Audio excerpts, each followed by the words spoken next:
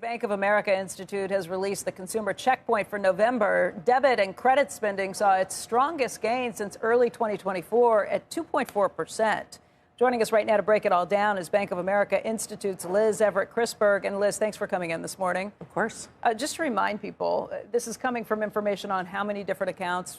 We're missing government data right now, but in a lot of ways, you've got a broader data set than what the government would tell us anyway. We do. We're getting information from nearly 70 million consumer and small business clients. So just a small sample. And I think the other thing that I always like to remind people is we're not surveying people to ask them what they think they're doing. Right, we're telling you what they're actually doing. So you saw consumer spending climbing pretty steadily.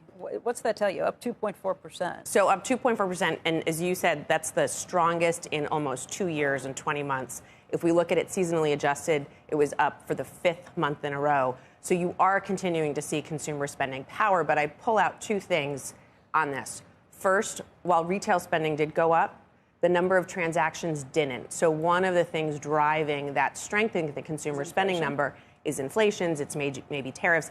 It's not that consumption is necessarily increasing. And then the other thing that I pull out is it's the higher income households that are really driving the spending. That gap between spending growth between higher and lower income households is certainly continuing. At the lower end, what are you seeing? So the lower end spending is still growing. So if you look at lower income spending, last month it was up 0.7. Higher income spending, though, was up, almost 4 times that at 2.7. What's interesting is, though, what the gaps are in terms of what the difference between the spending growth between the higher and the lower income consumer, and where we're seeing the biggest gaps are in bigger ticket items, in airlines, in lodging, in furniture. To a lesser extent, we're also seeing it in clothing. But in each of those categories, it's not that the higher income is really spending a lot more. It's that lower income is pulling back. So, a lot of those are discretionary items. A lot of them are discretionary items. And then the other thing that's interesting to look at is where are we not seeing a big gap between the higher and the lower income spending?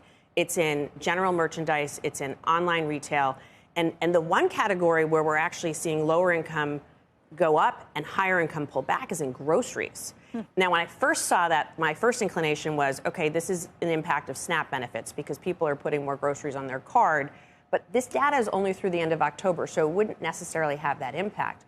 What we think is driving that differential is that lower income consumers are already purchasing the value items, whereas higher income consumers have the ability to pull back a bit. So you're seeing on the grocery side them pull back to go to more value brands. If you listen to some of the fast casual dining restaurants, they've seen a pullback in the consumer there.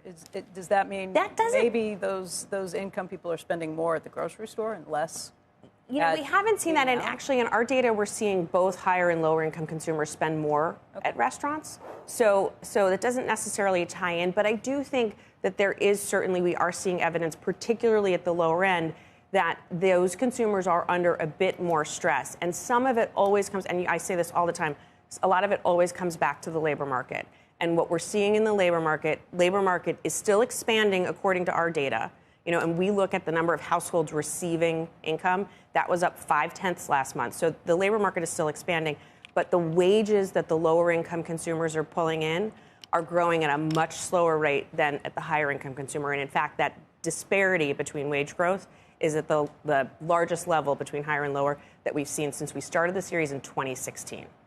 What does this portend for the holiday shopping season? So holiday shopping, here's the good news. I know, a lot of kids out there are trying to figure out what's good and bad. So far, it's early. We're seeing holiday spending is up 5.7% through October. So again, How do you even measure holiday spending? We've got a basket of goods that are kind of holiday related, where more than 20% of the sales come through the holiday season. So that's what we're tracking there.